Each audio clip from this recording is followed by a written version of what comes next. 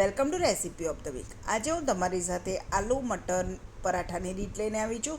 આ પરાઠા ટેસ્ટમાં ખૂબ જ સરસ લાગે છે। આપણે નોર્મલી આલુ પરોઠા તો બનાવતા જોઈએ છે, તો વટાણાનો ઉપયોગ કરીને પણ આ રીતે મિક્સ કરી અને આલુ મટર પરાઠા બનાવી શકાય છે। તો એકદમ ટેસ્ટી એવા આલુ મટર પરાઠાની રીત હું તમારી સાથે આજે શેર કરવાની છું।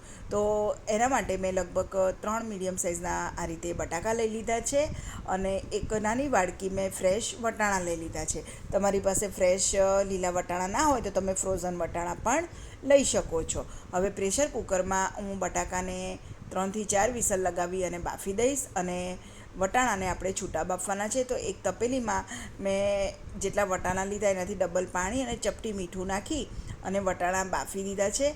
તો આ રીતે બાફી અને એને કાણાવાળા ટોપલામાં મેં નિતારી દીધા હતા। હવે બટાકા બફાઈ ગયા છે તો એની છાલ કાઢી દીધી છે અને વટાણા પણ એકદમ સરસ બફાઈ ગયા છે।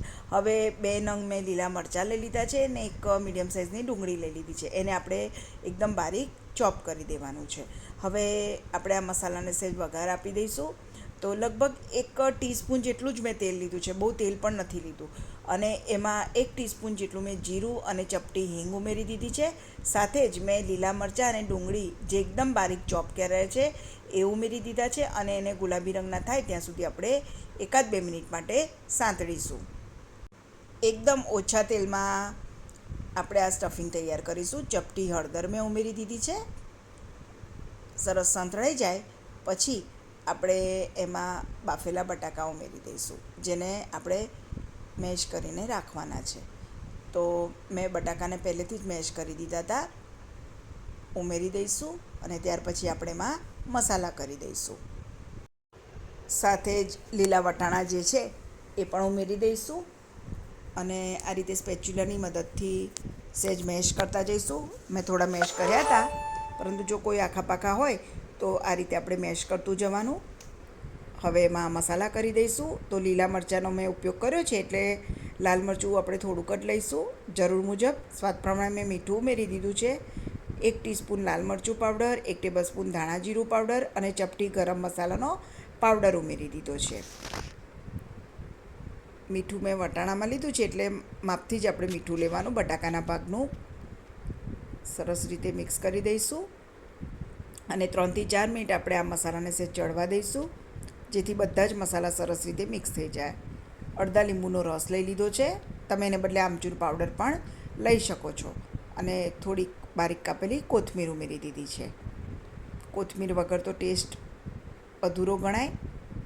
બધું જ સરસ રીતે મિક્સ કરી અને 3 થી 4 મિનિટ માટે મેં એને આ રીતે ચડવા દીધું છે। એકદમ સરસ આપણું આલુ મટર પરાઠાનું સ્ટફિંગ તૈયાર થઈ ગયું છે। ગેસની ફ્લેમ બંધ કરી દઈશું અને એક બાઉલમાં કાઢી લઈને એને ઠંડુ થવા દઈશું। હવે સ્ટફિંગ ઠંડુ થાય ત્યાં સુધી આપણે ઉપરના પડ માટે લોટ બાંધી દઈશું। તો મેં લગભગ 1.5 કપ જેટલો ઘઉંનો રોટલીનો લોટ લઈ લીધો છે, એમાં ચપટી મીઠું ઉમેરી દીધું છે અને 1 ટીસ્પૂન જેટલું તેલનું મોવણ ઉમેરી દઈશું અને ત્યાર પછી થોડું થોડું પાણી લઈ અને રોટલી કરતાં થોડો કઠણ અને પરોઠા કરતાં થોડો નરમ એવો લોટ બાંધીને તૈયાર કરવાનો છે। અને હંમેશા કોઈ પણ તમે સ્ટફિંગવાળા પરાઠા બનાવો તો સ્ટફિંગ થોડું ઠંડુ જ હોવું જોઈએ, રૂમ ટેમ્પરેચરવાળું, કેમ કે જો ગરમ સ્ટફિંગ હશે તો પરોઠા વણતી વખતે ફાટી જશે। હવે થોડું થોડું પાણી લઈ અને લોટ બાંધીને તૈયાર કરી દઈશું અને લોટને 3 થી 4 મિનિટ આપણે મસળવાનો। આપણે જેટલો લોટને મસળીએ એટલું જ એનું જે સોફ્ટનેસ આવે એમાં, તો પરોઠા પોચા બનશે। થોડુંક તેલ લઈ અને લોટને કેળવી દઈશું, આ રીતે ચીકણો કરી દેવાનો છે આ રીતે, અને આ રીતનો લોટ બાંધવાનો છે। તમે જોઈ શકો છો, બહુ કઠણ પણ નહીં અને બહુ નરમ પણ નહીં, આ રીતનો। હવે ઢાંકી અને 10 થી 15 મિનિટ માટે આપણે રેસ્ટ માટે મૂકી દઈશું, જેથી લોટ સરસ પલળી જાય। તો 10 થી 15 મિનિટ પછી લોટ પણ સરસ સેટ થઈ ગયો છે। એક વખત ફરીથી સહેજ મસળી દઈશું અને સ્ટફિંગ પણ સરસ ઠંડુ થઈ ગયું છે। તો હવે આપણે પરોઠા બનાવી દઈશું। તો આ રીતે મેં એક મીડિયમ સાઇઝનો આપણે જે ભાખરી બનાવીએ એ રીતનો લુઓ લઈ લીધો છે અને ઘઉંના લોટનું જ મેં અટામણ લીધું છે। લોખંડનો તવો મેં ગરમ કરવા માટે મૂકી દીધો છે, આ રીતે વણી દેવાનું છે।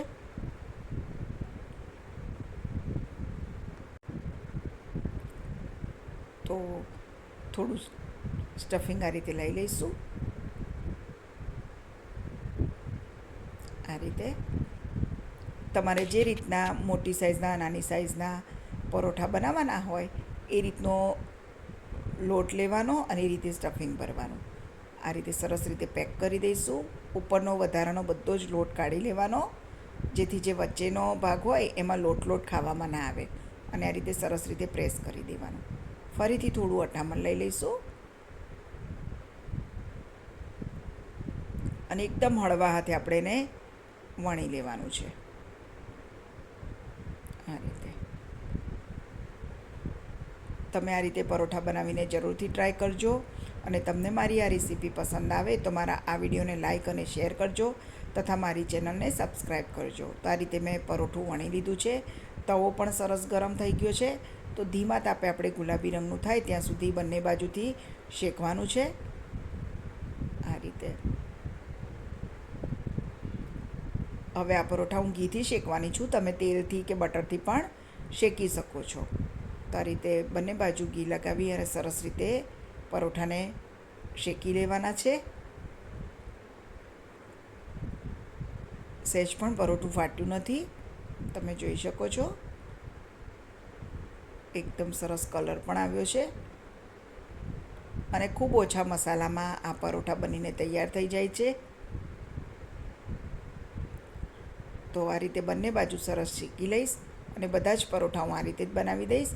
તો એ એકદમ ટેસ્ટી એવા આલુ મટર પરાઠા બનીને તૈયાર છે. એને મેં દહીં સાથે સર્વ કર્યા છે. તો તમે પણ આ રીતે ટ્રાય કરી જોજો.